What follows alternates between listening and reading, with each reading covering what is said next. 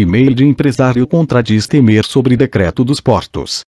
Planalto vê cerco a Temer e terceiro denúncia mais próxima. Com influência notória na área de portos desde a década de 90, o presidente Michel Temer, MDB, nega a acusação de recebimento de propina feita pelo Ministério Público Federal no caso do decreto dos portos e afirma que não beneficiou a Rodrimar, empresa pivô da investigação. Em linha com o Palácio do Planalto, a própria empresa diz que a medida não a favoreceu. Quero saber os motivos da prisão. Tenho certeza de que, se isso não for tratado com sensacionalismo, não enfraquecerá o governo, porque o presidente Temer não tem nada a ver com isso.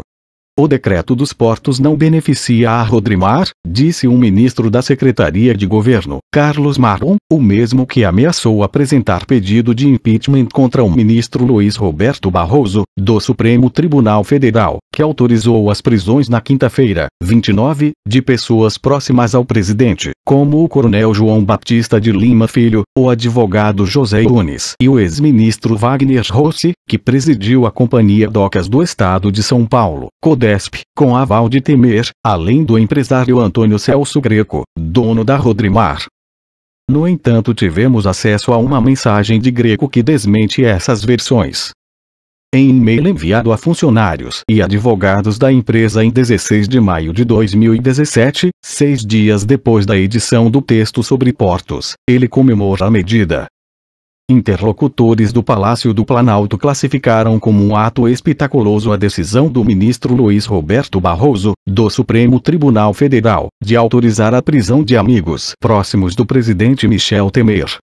Dizem haver um complô para tentar inviabilizar a candidatura de Temer à reeleição.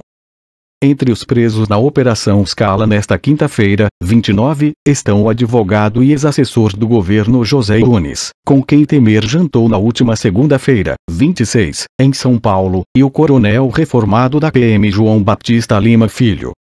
Deflagrada a pedido da Polícia Federal e da Procuradoria-Geral da República, com autorização de Barroso, a operação foi vista nos bastidores como um indicativo de que a Procuradora-Geral, Raquel Dodge, possa apresentar nova denúncia contra o presidente. Se isso ocorrer, a avaliação no Planalto é que as pretensões eleitorais de Temer seriam minadas. Ele teria novamente que se dedicar a barrar o avanço da investigação na Câmara. Mas Temer se prepara para enfrentar terceira denúncia da PGR e o presidente planeja entrar no páreo para um novo mandato e pode ter o ministro Henrique Meirelles, Fazenda, como vice. Meirelles deixará o PSD e se filiará ao MDB no dia 3.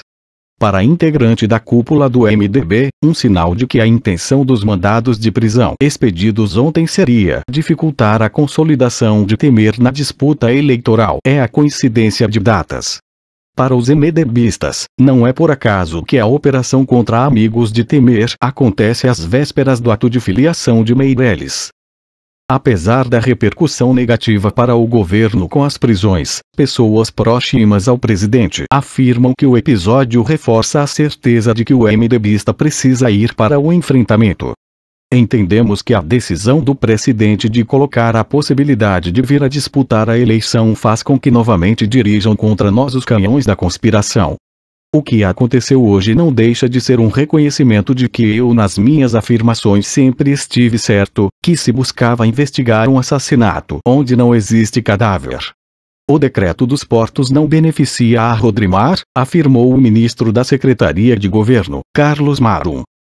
Oficialmente, Marum tentou minimizar a possibilidade de nova denúncia. Se existe respeito à Constituição Federal neste país, e entendemos que ainda deve existir, o presidente não será denunciado. Denúncias.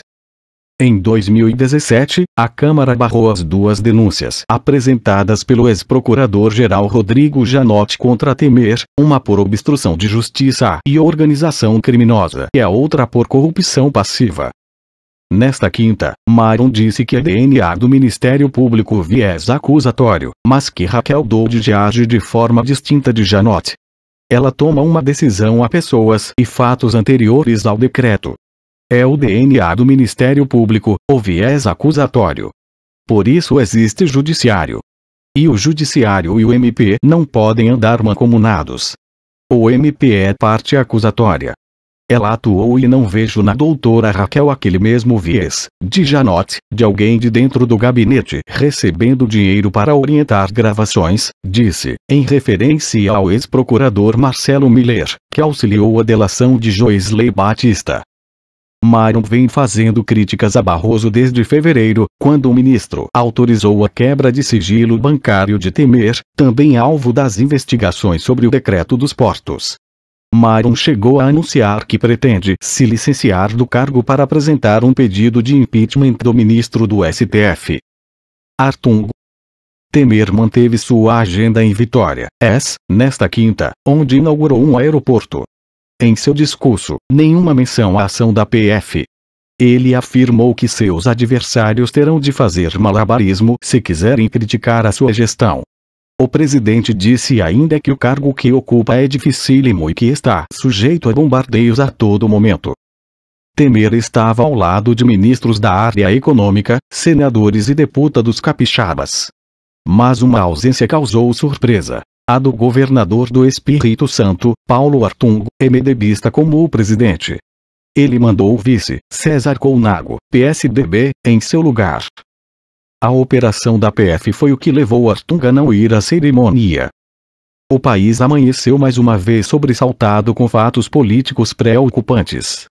Apoio à investigação dessas denúncias com profundidade. Como democrata que sou, também defendo o amplo direito de defesa de todos os citados, declarou o governador por meio de nota. Ressalto que os episódios políticos sucessivos e graves dessa natureza têm prejudicado o país e a economia. À tarde, ao voltar para Brasília, Temer se reuniu com ministros. Desemprego sobe a 12,6% em fevereiro e atinge 13,1 milhões de pessoas. Índice é maior do que o observado no trimestre encerrado em janeiro, de 12,2%. População com carteira assinada chega ao menor nível já registrado pelo IBGE. O índice de desemprego no Brasil atingiu 12,6% no trimestre encerrado em fevereiro de 2018. Isso significa que 13,1 milhões de pessoas estão desempregadas no país. Os dados foram divulgados nesta quinta-feira, 29, pelo Instituto Brasileiro de Geografia e Estatística, IBGE, por meio da pesquisa PNAD contínua. A taxa de desemprego ficou maior do que a registrada no trimestre móvel encerrado em janeiro, de 12,2%, na segunda alta consecutiva após 9 trimestres de queda. O índice, porém, ainda ficou abaixo do registrado em igual trimestre móvel do ano passado, de 13,2%. O número de desocupados aumentou em 432 mil pessoas em relação ao trimestre encerrado em janeiro, quando 12,7 milhões de pessoas estavam sem emprego. Já antigo ao trimestre de 2017, quando havia 13,5 milhões de desocupados, houve queda de 3,1%, menos 426 mil pessoas. O índice de desemprego calculado pelo IBGE é uma média móvel trimestral, divulgada mensalmente. Isso significa que o resultado de janeiro se refere ao período entre dezembro de 2017 e fevereiro de 2018. Efeito sazonal. Segundo o coordenador de trabalho e rendimento do IBGE, Simar Azeredo, a alta da taxa de desemprego no trimestre encerrado em fevereiro, assim como a que ocorreu nos 3 meses terminados em janeiro, era esperada e pode ser explicada por questões sazonais. Sempre no primeiro trimestre do ano a taxa tende a subir, pois existe a dispensa dos trabalhadores temporários contratados para as festas de final de ano, explicou em nota. Carteira assinada vai a um menor nível. De acordo com o IBGE, o número de pessoas ocupadas diminuiu em 858 mil pessoas, ou 0,9%, no trimestre móvel encerrado em fevereiro, na comparação com o trimestre anterior, de setembro a novembro de 2017, para 91,1 milhões. Antigo ao trimestre de 2017, porém, houve alta de 1,7 milhão de pessoas. A quantidade de empregados no setor privado com carteira assinada ficou praticamente estável em relação ao trimestre anterior, de setembro a novembro, em 33,1 milhões, menos 92 mil pessoas, ou queda de 0,3%.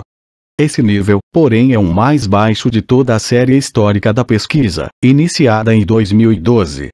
O dado não considera os trabalhadores domésticos. Já o número de empregados no setor privado sem carteira assinada diminuiu em 407 mil pessoas, ou 3,6%, para 10,8 milhões. A quantidade de trabalhadores por conta própria ficou estável em 23,1 milhões na mesma comparação, assim como a dos domésticos, em 6,3 milhões. O número de empregados do setor público, incluindo militares, foi reduzido em 3,1%, para 11,2 milhões. A população fora da força de trabalho também cresceu ao maior nível da série histórica do IBGE, para 64,9 milhões de pessoas. O número representa um aumento de 537 mil pessoas, ou 0,8%, ante o trimestre móvel anterior, de setembro a novembro. São consideradas fora da força de trabalho aqueles que não têm emprego e nem estão em busca de um. Rendimento. O rendimento médio real habitual do trabalhador ficou em 2.186 no trimestre de dezembro de 2017 a fevereiro de 2018. Segundo o IBGE, o valor ficou estável frente ao observado no trimestre de setembro a novembro de 2017, de 2.165, e também em relação ao mesmo trimestre do ano anterior, de 2.148.